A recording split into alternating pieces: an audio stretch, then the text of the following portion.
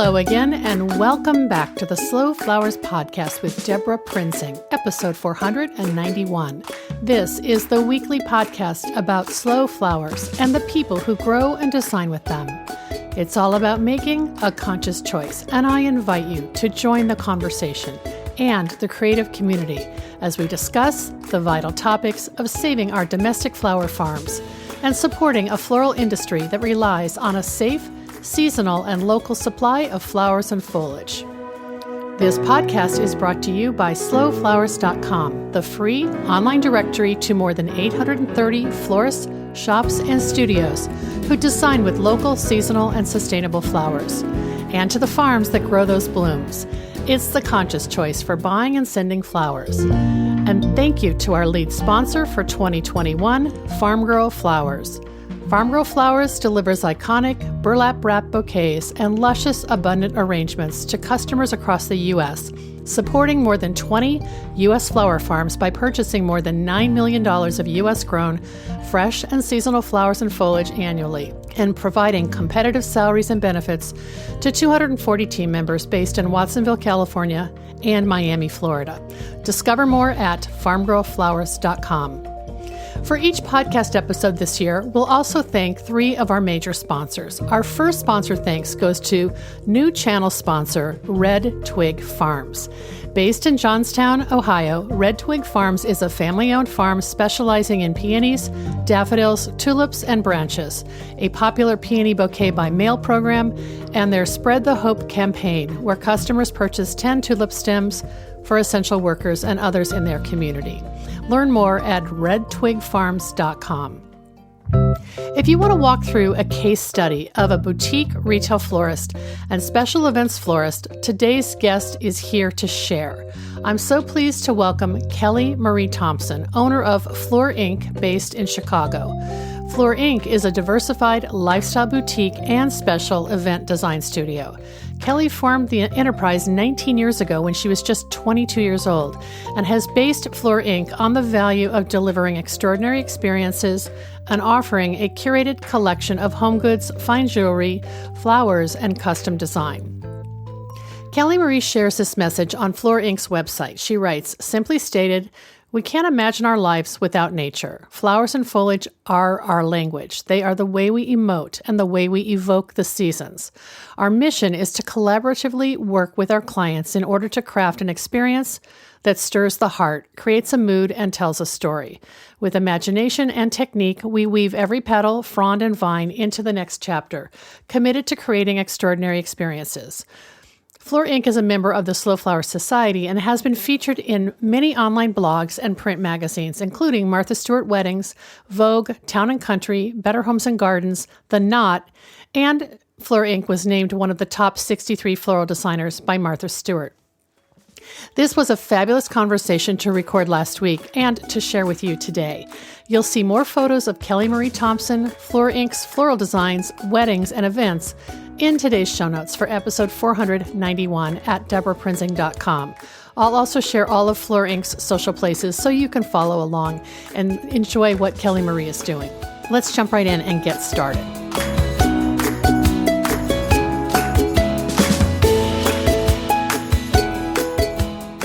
Welcome back to the Slow Flowers Podcast with Deborah Prinzing, and I'm so excited today to introduce Kelly Marie Thompson of Floor Inc. in Chicago. Hi, Kelly Marie. Hi, thank you so much for having me today. Well, we've been talking about doing this for a while, haven't we? It has been a little while. I actually think when you launched your online course about this time last year, I sent you a note and I'm like, oh, we should do something. And then COVID hit and we both got distracted. So I think we should start by giving people an overview of Floor Inc. and where you are and what you're doing. And I really am looking at you thinking this woman could not have had this business for 19 years because you must have been 10 when you started it. So give us the true story about that. Sure, absolutely. Well, I do wear a lot of moisturizer these days. Got it. Yeah, no, so I opened Fleur in 2002. So that means we're just about to approach our 19th anniversary. So we're really excited about that. It won't be a normal celebration, obviously, but we're still really excited. Yeah, and I opened, back then I was 22 years old, fresh out of college, and I'd studied art history and I had worked in a grocery store.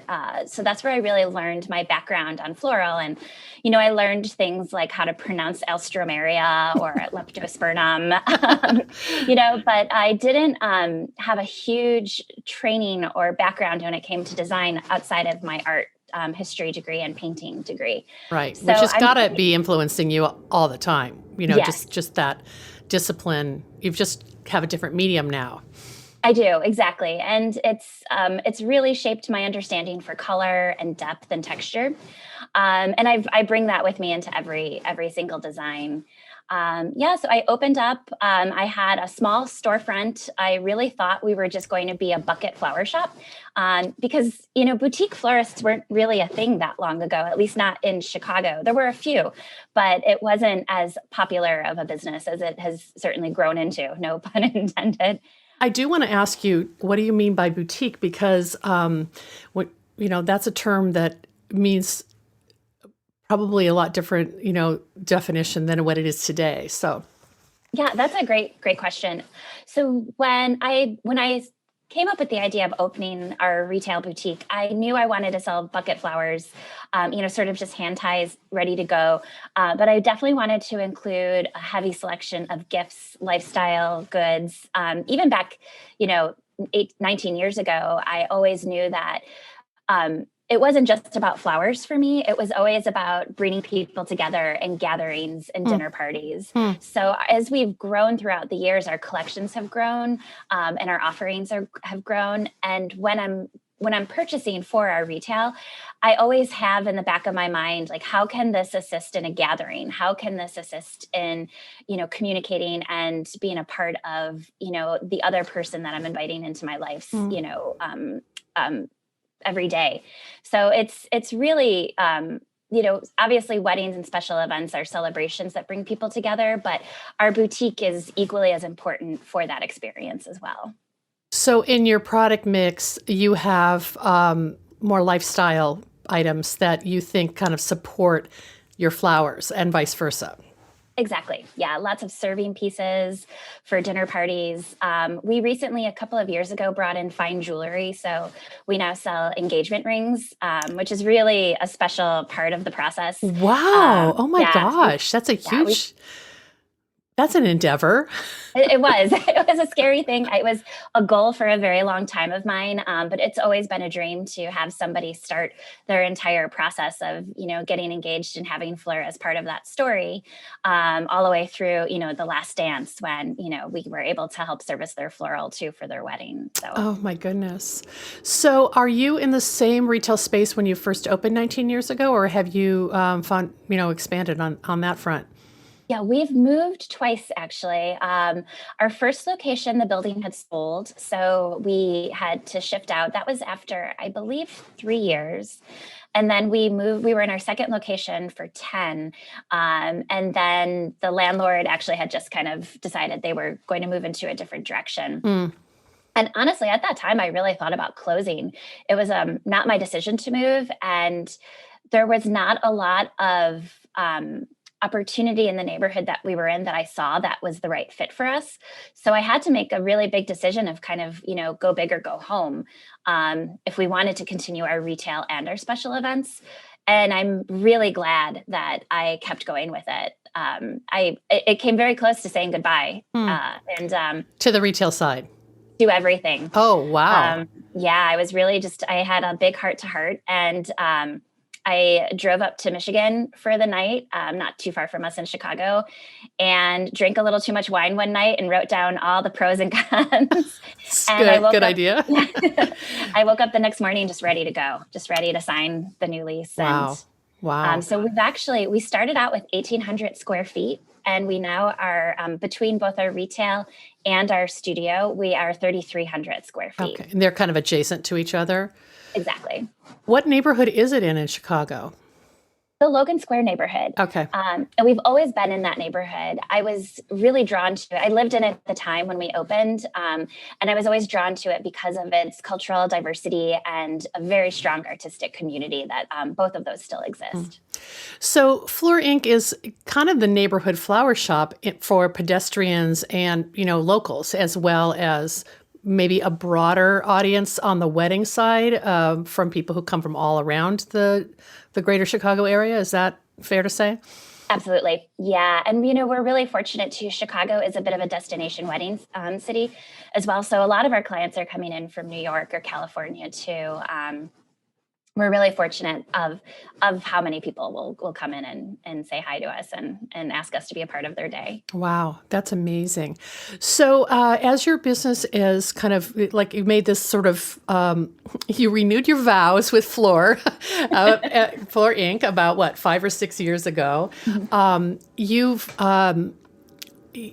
weathered some economic hits. I mean, I the timeline you've described is also the timeline, I think, where the mainstream brick and mortar, flower shop, mom and pop flower shop, has been on a decline, and people have been wringing their hands about the loss of the local flower shop. And here you've found a way to not only survive but expand and enhance your services. So what's your secret sauce? Like what do you attribute that to? I'm really encouraged to hear your story. Yeah, we've really had to tap into educating our customers and our clients on what it exactly is that we do, and the importance of shopping local and shopping small. And so a number of years ago, we did have a hard time. Obviously, 2008 was brutal. But I remember the day when I was purchasing at our wholesaler and thinking to myself, how can I convince our clientele to purchase these beautiful flowers that I would like them to buy versus, something that looked a little bit more grocery store style. And it just came down to reaching out to them, speaking to them, a lot of social media, a lot of blog posts, and talking about the value of what it is that we're selling. And again, why we're selling what it is that we're doing. And it took a long time and a lot of effort to create that network and that community. And really staying on top of social media. I know that a lot of people don't necessarily like hearing that. And then I think, honestly, those are parts of the recipe, but I think the biggest ingredient really is collaboration and working with other small businesses, promoting one another, lifting one another up, and recognizing that we don't have to run our businesses all alone. We are a community, whether it's, a furniture store down the street from us or another florist, that some people would consider competition. Like we're all just really working together for the same goal. And that's to survive and to have thriving businesses. And I think that having that mentality of collaboration and community within the business industry itself has been probably our biggest push and our biggest reason for success. Oh, yeah. It's interesting because it's almost 180 degrees opposite the wire service model where nobody knows anybody. You're just clicking on, some kind of website or calling some toll-free number, and that is the opposite of community. So you've really personalized, people's interaction with flowers, and personalized, I think, is a key word there. I think it's important for our customers and our clients to know that there are humans behind our small businesses. Yeah. Can you give me an example of a fun collaboration that you've done with another business, another florist, or like you said, the furniture store? Yeah. So actually, what we have coming up for Valentine's Day this year, and we've done this a few times over the summer with all of the COVID restrictions. And I'm not sure, Chicago and Illinois has been a lot more strict, I believe, than other places. So there's been a lot of creativity, but we've partnered with a brewery, a bakery that makes pies, a toy store, and us and a restaurant. The restaurant has changed a couple of times, and we've offered since we're in the Logan Square neighborhood, we've offered the Logan Night In package. And so it's a little piece of everything for our customers to come and purchase. So we've offered, little collections of tulips in the spring or preserved bouquets. And that comes with a little bit of a toy from like an escape game from the toy store, a full build yourself taco and enchilada kit, and that's been really, really fun. Bringing 5 businesses together and spreading the word. And so we've done that a few times. Like I said, over the summer, we did it for New Year's Eve, and we're about to launch our February little package as well. Oh, good. Do you have that on your website yet? You probably. I'm not allowed to have it just yet. I can't wait. It'll be up in the next day or two. Oh, okay. Well, by the time people hear this, we'll probably be able to put a link to your website and people can see it. Wow, I love it. It's just this whole idea of elevating the whole small business community and having this, you all have kind of the same market in terms of customers. And so just, making it easier for customers to get, connect with 5 small businesses at the same time. I love it. Well, that's fun. So you talked about the message of supporting local. Can you talk a little bit about your sourcing practices? And because if you started in grocery, I'm sure you've seen it all and you've designed with it all. How have you evolved in your philosophy of sourcing? It being in Chicago, of course, where half the year there's nothing local, right? Yes. We get a few twigs in the winter, but not twigs much more. In the winter, yeah. I'm really fortunate that where I started was actually in Whole Foods. And it was before Whole Foods became as large of a company as it is now. Obviously, Amazon was nowhere near the picture at the time. And the company that I worked for was actually contracted through Whole Foods. So I didn't technically work for them. And they were a huge proponent of supporting local farmers. So from my very beginning stages, I only really knew about the local farmers and then the California farmers. Oh, interesting. Wow. Yeah, the Holland product came into the picture a little bit later when I started to plan for weddings and received those kinds of requests. Mm-hmm. But that grassroots, that local grower mentality has been a part of my life for my entire adult career, actually. Wow. And now, we're so fortunate in Chicago and the surrounding states, Indiana, Michigan, Wisconsin. There are so many more local floral farmers popping up. And we have a ton of urban farms starting to pop up. Right. So I'm actually working with a farm called the Urban Growers Collective, which is a very wonderful organization that is promoting, food accessibility to all incomes.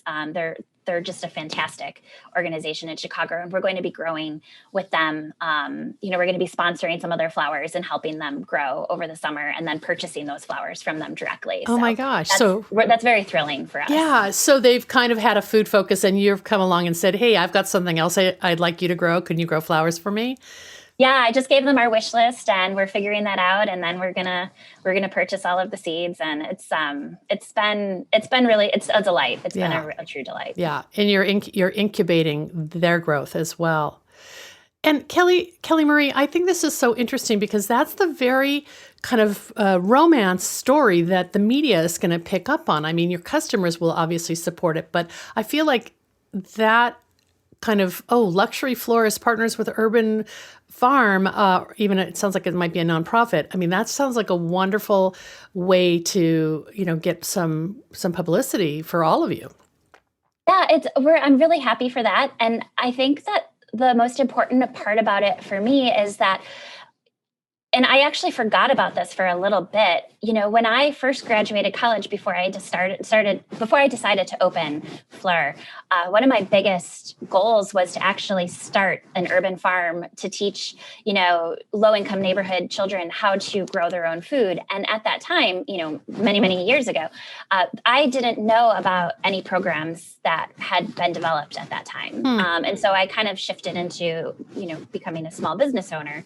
And the last few years, it's been creeping back that was my original dream. So everything's kind of coming full circle. I love And that. I feel outrageously grateful to have this opportunity to give back in a way that is really one of the sparks for me ever even beginning the company to begin. Wow. Wow. Well, you mentioned that, it maybe was an early business idea of yours, or maybe not even business, but like community involvement. Can you talk about how you went from being an art history and painting college student to a small business owner? Like, where did you go to college in Chicago? I did. I went to a school called DePaul, and it actually is a business school. Although I focused obviously more on the fine arts portion that they offered. And I think my mother owned a travel agency as a child, so I always kind of saw her in that role of a business owner. And I think at the time too, I was just very fearless. I definitely would not recommend anyone to do it the way that I did it. Right, like no one told you couldn't, so you just figured it wasn't that hard. Exactly. I'm like, this is fine. This is easy. Wow. And so I've definitely made mistakes, and I think that I've learned so much from those mistakes, which is, also why I love coaching, so that I can help people not make those same mistakes. Right. I want to talk about your coaching, but just out of curiosity, you're 22, you find a physical space to lease. Like, how did you fund this? Did you have to take out a loan, or did you have savings, or beg your family to help you? I did borrow a little bit of money, and it was just so whatever we had, whatever we could find, we kind of just put together. There was, at that time, IKEA was really big, and we used a lot of IKEA furniture. And it was not easy in the beginning. The neighborhood that we moved into did not have a lot of retail. It did not have a lot of people coming through. And so on one hand, it was great because we really got to know our local community. And it didn't really seem like it was going to be sustainable at the time, at moments, which is why we really jumped into the weddings. But yeah, it was, a lot of thrifting for furniture. Right. I love it. Really kind of like those 90s cafes, when everything was like mixed matched. Yes. That was the eclectic look, right? Yes. I just have to tell you, my son is a DePaul grad. I think we've talked about this before. I forgot you did mention that. That's and right. He was an Italian major. So the humanities and the arts do exist at DePaul. So that's fun. So all these experiences you've had, like the School of Hard Knocks and kind of bootstrapping your business, it sounds like you are using these as a coach. So I'd love to hear about your coaching and how that's kind of taken up some of your attention in the last year. Yeah. I was approached with a question actually right before we sort of heard about COVID coming, hitting other parts of the world. And the question was, what is your why?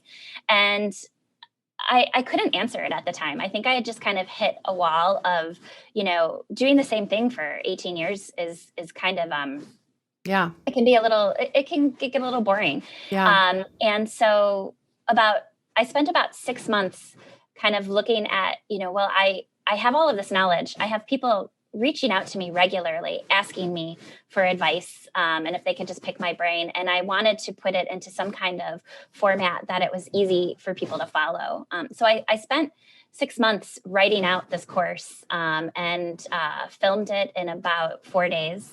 And so it's an online, at your own speed class, essentially about building a business plan or tweaking your business plan. And it's very floral forward, but it can really be used for any small business. Any creative, probably creative profession as well. Absolutely. Like a hair salon or something like that. Yeah, absolutely. And I talk a lot about growth in it and bringing a team on, because obviously at this point, I can't do this all by myself. And there are things I'm just not good at, I've learned too. And having to admit that you're not good at something is not always easy. And finding the right people and being comfortable enough delegating those jobs to other people takes a lot of practice and a lot of, back work, background work to make sure that processes and strategies are in place for people to follow. So, because of that, I've been able to grow the company. And that's why I wanted to include a lot of that kind of growth into my course as well. So the course on its own is just really I put every bit of my heart into writing that, and I really love it, and I'm really proud of it. And then just this past week, I launched with Sage Wedding Pros hour-long coaching sessions. So anyone can pick my brain about, a goal that they have, a great idea that they have, and we'll sit down and talk about the strategies and the processes and how to make that a reality. Wow. And so that's also something that I am just over the moon to be able to give back to the community. Yeah, I have a couple questions about both of those kind of new chapters for you. The course people can find it at Fleur Chicago, the Fleur Inc. website. Exactly. What is it called? The Art of Growing an Extraordinary Floral Business. Oh, I love it. Okay. Yeah, it's a little long. We call it The Art of Growing a Floral Business for short. I like that extraordinary in there. Okay, so that's on demand. People work their way through the modules, and it's sort of at their own pace. But in a way, it sounds like there was something missing, and it was the one-on-one chance to talk with you, and that's what this new coaching opportunity is. And tell me what Sage Wedding Pros is. I don't know about that. Oh, yeah. So Sage Wedding Pros is just a really fantastic consulting company. I discovered them. I wish I could remember. I mean, I feel like it has to be 11 years ago, maybe 10. And Michelle Loretta and Kelly Simmons were the original founders. Kelly is now doing her own thing. She still pops up from time to time, and Michelle is running it. And it started off as different seminars and conferences that you could attend. And for people in the wedding, all wedding vendors, not just floral. Exactly. Okay. Exactly. And it really changed my life. It really helped me focus in on strategy, on my budgeting, on, learning, how to build out a 5-year financial forecast. Because at the time I felt very conflicted. 10 years ago, I was running 2 companies. I was running the wedding side and running the retail side, and they don't have the same formula at all. So absolutely. They kind of work against each other sometimes. They do. Yeah. And my poor accountants throughout the years trying to help me, figure it all out. But so that was a really great mentorship that I was able to tap into. And some of my strongest relationships with other vendors across the country have been made through Sage Wedding Pros. And so Michelle asked me maybe a month ago, if I would be interested in this process. And of course, I was thrilled to be able to have this opportunity. Yeah, it seems like somebody could work their way through your course and then have some very specific things that they need help with, and they could naturally progress to the one-on-one coaching. And an hour at a time, it makes it really affordable, I would imagine. Definitely. It's a lot more affordable. And there's a process so that, there's a little bit of homework that, the other person has to fill out a form. So that way we can really make sure that we're prioritizing what it is that they want to talk about, that we're not going off of topic.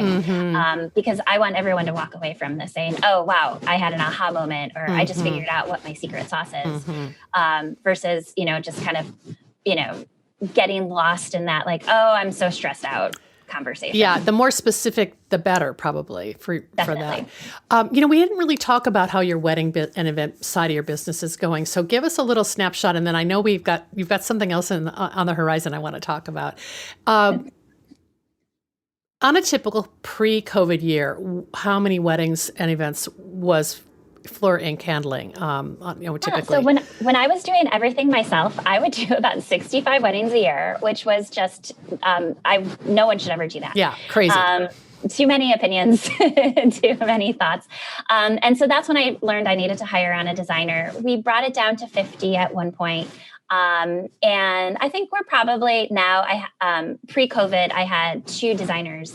I actually personally only sell about 5 weddings a year, so I can kind of be more of a director of operations for the company. Okay. But my team together would sell about 35 to 40 weddings a year. In terms of the one-on-one consultations and all, you only even get involved in like 5 of those.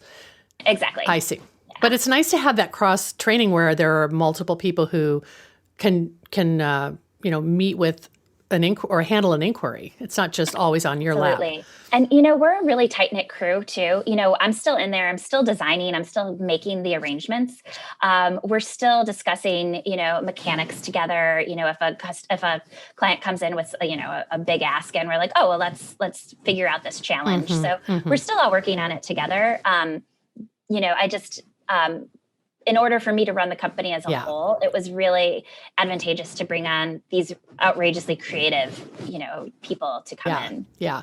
And that's part of the maturing of a business too, where if you want to grow, you have to let go of some of those little precious gems that you used to love to do, like make the bridal bouquet. It's really hard to not make the bridal bouquets or the boutonnieres. There are times where, I am sometimes a little jealous of how beautiful the events are that are going out the door that I wasn't able to work. Yeah, it must be a little wistful. So did you have a lot of rescheduling and postponements from last year? How have you, as you said earlier, pivoted? Yeah. So like I said, the Illinois structure is still very rigid. And I think that we're going to lose most of 2021 as well. Wow. We're hoping, by the fall, we'll still have some. We did have a lot of, 50-person smaller micro weddings, and those are actually becoming a favorite of mine. I didn't realize how much I would love sort of the intimacy and the creativity involved in that. We really lost. We lost a lot of weddings. Yeah. We had, a lot of them rescheduled, and we did have some cancellations. Yeah. But because you have the boutique, I don't know what the rules are. Like, do you have limited capacity and some, things that still allow you to open and be a retail store? Yeah, so we're very fortunate that we were able to, after our initial shutdown, which was 2 or 3 weeks, we were able to open pretty quickly because we fit under an agriculture little section with the flowers. So our retail has done well. Our customers are very dedicated and very, very just so supportive. Yeah. Us. And so that's been important. And a number of years ago, I want to say maybe before I moved into our current location, I remember thinking to myself that what happens if I get sick or if I want to go on a vacation? I really started to run my company as if, I need to make sure that this can run if I'm not here. And I realized that also meant that I had to sort of expand a little bit of what it was that we were offering. And that's why the retail and the weddings have been a good team together. Yeah. And when one's super busy and strong, the other can kind of, just run on its own, and vice versa. So exactly. Well, I hope that things get back for you, because I'm sure you had, some personnel changes because you're not cranking out 65 weddings, this year. Yeah. We're excited. I feel optimistic about what's coming up, though. I really do. And I miss it. I've noticed a change in my own tone when I start talking about flowers again. And so that's really lovely. Good. Well, you have something else that came across my inbox, and I was so intrigued by it. And it's an international floral experience. So how did this come about? So I am obviously over the moon for this. I'm so excited. I am planning throughout a little background. In addition to all of our retail and our weddings, we've offered workshops in our studio for years. Okay. So lots of floral design, lots of collaborations. So we'll have a painter come in and we'll create an arrangement, and then someone will instruct on how to create that floral arrangement in watercolors. Different things like that. And so a couple of years ago, a woman reached out to me. She's an American living in Italy, and she works in tourism and runs this beautiful villa in Tuscany. And she said, I would love it if you wanted to come and pick flowers on this organic flower farm not far from us and teach people how to design flowers. And I was like, this isn't real. This can't actually be a real email. And the daughter of a travel agent, right? You understand what this means, right? And so we had a call, and she indeed is very real. And I flew out to Scout in 2019. I was there for 5 days total, including travel. My goodness. It was a whirlwind of pure joy. We did a photo shoot while we were there. We kind of overlapped it with something she had already planned. And so, now we're offering this great experience. It was originally set for 2020, and now it'll be June 2022. And it's everything that I am passionate about. It's floral design. We're working with an organic farm that's just in the rolling hills of Tuscany. And there's yoga, and we're incorporating cooking classes and, just making it a full gathering, really, truly making it about bringing people together. So that's wonderful. It touches on everything that is very important to me. And you said you think it might already be oversubscribed or sold out, right? So it might be. We may have 2 spots left. There were 2 people who were originally signed up that we're just hearing back from to see if those 2 dates worked. But yeah, I think when I did an email blast before we announced it, and I think that first week we sold 5 places for it. Well, and the thing is that I can see where if you just did this cold, it would be really hard to sell. But because you have consistently been doing education and you have these repeat loyal students who want to come take workshops with you, there was certainly a subset of those who were like, wow, I love learning from Kelly Marie, and now I can go to Europe with her. I mean, what a nice connection. You may know a lot of these people then, right? The first round for 2020, actually, a lot of them were customers of ours who had taken our classes. Mm-hmm. The second round, it's obviously the new dates didn't work for everybody. I see, yeah. And some of them I do know, and some of them are strangers that I'm really looking forward to getting to know. So it's, people, we had inquiries from Australia. It just kind of blew my mind. I had no idea. And I just was really touched that people were excited to come and learn from me and to experience this with me. And it's just, I'm really looking forward to it. And we're actually starting to talk about a 2023 experience as well. It kind of, it's so aligned with one of the first things you said on this conversation, which was the way you looked at Fleur Inc. as not a bucket shop, but having this gathering, and that everything brings people together with your product mix and your events. So I feel like you're just sort of picking up Fleur Inc. and taking it with you to a new venue and picking the best of the best in terms of the experiential part of enjoying flowers, and in a gorgeous setting and, lifestyle. So it's a natural extension of who you are and what you've developed Fleur Inc. to be. So I'm excited to see where it goes. And, and there may be other destinations in the future. That would be the dream, right? Kelly Marie, where in Tuscany is it?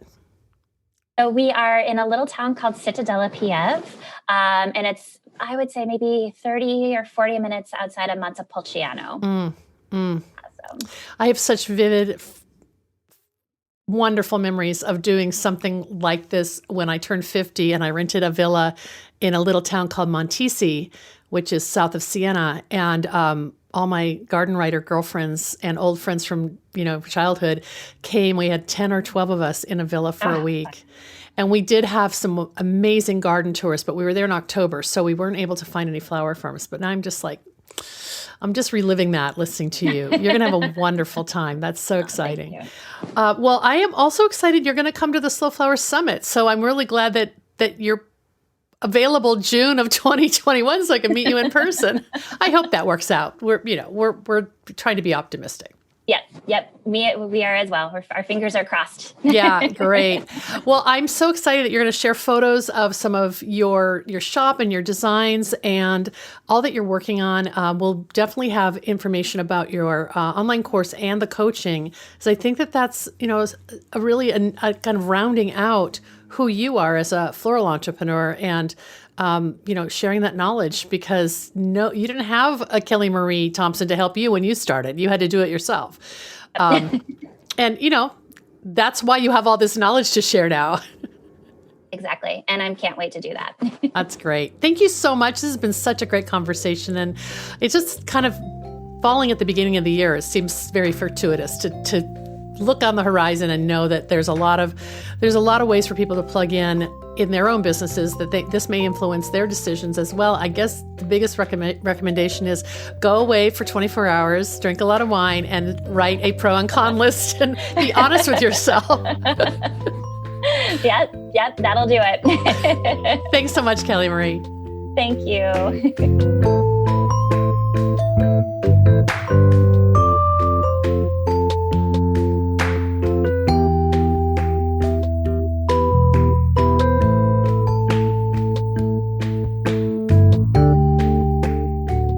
Thanks so much for joining me today as I shared a fun and inspiring conversation with Kelly Marie Thompson of Floor Inc. You'll want to check out Kelly Marie's online course, The Art of Growing an Extraordinary Floral Business, which debuted about 1 year ago. She has compiled all of her experiences and lessons learned over the past nearly 20 years in retail and event floral design into a 6-part online course, and I'll have the link in today's show notes. I'll also share the link to Kelly's new coaching practice through B-Sage Consulting. Maybe this is just the resource you need with the new year, and how wonderful to learn from a fellow Slow Flowers practitioner. Our next sponsor thank you goes to the Seattle Wholesale Growers Market, a farmer-owned cooperative committed to providing the very best the Pacific Northwest has to offer in cut flowers, foliage, and plants. The Growers Market's mission is to foster a vibrant marketplace that sustains local flower farms and provides top-quality products and services to the local floral industry. Visit them at seattlewholesalegrowersmarket.com. Before we wrap, I have a couple important announcements. First, you're invited to join me this Friday, February 5th, at our February Slow Flowers member meetup, virtually, of course. We typically meet on the second Friday of each month, but due to the overlap with Valentine's weekend, we're going to gather 1 week early. I'm over the moon with our topic for February, which is all about the cultivation of hellebores as cut flowers and floral design with hellebores. Our guests are both expert plants people and Slow Flowers members. You'll meet Pam Youngsman of Poppy Starts Inc., a plant broker who has spent her entire career connecting garden centers with uncommon perennials, and who now supplies flower farms with those plants. And our second guest, Riz Reyes, past guest of this podcast, who owns RHR Horticulture in Seattle. Riz grows hundreds of hellebores in the landscapes he designs, and he frequently incorporates hellebores into his floral designs. Follow the link in today's show notes to join us on Friday, February 5th at 9 a.m. Pacific, noon Eastern, via Zoom. We have some fun giveaways, too, to entice you. If you miss a session, no worries. We will record it for replay viewing. Next up, Robin Avni, my partner in Bloom Imprint, and I are getting ready for a new course for all you aspiring floral book authors. We are joining the Florvana Virtual Summit March 5th through 7th, focusing on sustainability and regeneration, with our course, The Journey from Blog to Book. The course is designed for every creative person we've met who dreams of sharing their art, craftsmanship, and aesthetic in the pages of a book. As a tangible artifact, there is amazing social validation that comes with having a book about your work. A book can narrate your story, teach your concepts, and document your work. We believe successful books are driven by a passion that answers the question, what are you compelled to share? What do you have to offer that makes the world a better place? And what is your unique point of view? I've added the link to register in today's show notes, so we hope to see you there. Our final sponsor thank you goes to Longfield Gardens, which provides home gardeners with high-quality flower bulbs and perennials. Their online store offers plants for every region and every season, from tulips and daffodils to dahlias, caladiums, and amaryllis. Check out the full catalog at longfield-gardens.com. Thanks so much for joining us today. The Slow Flowers podcast has been downloaded more than 686,000 times by listeners like you. Thank you for listening, commenting, and sharing. It means so much. January 2021 ended up being our most popular month ever for the Slow Flowers podcast, with nearly 12,000 individual episode downloads. Wow, as our movement gains more supporters and more passionate participants who believe in the importance of our domestic cut flower industry, the movement is contagious. I know you feel it too. I value your support and invite you to show your thanks to support Slow Flowers' ongoing advocacy, education, and outreach activities. You can find the donate button in the column to the right at deborahprinzing.com. I'm Deborah Prinzing, host and producer of the Slow Flowers podcast. Next week, you're invited to join me in putting more slow flowers on the table, one vase at a time. And if you like what you hear, please consider logging onto iTunes and posting a listener review. The content and opinions expressed here are either mine alone or those of my guests alone, independent of any podcast sponsor or other person, company, or organization.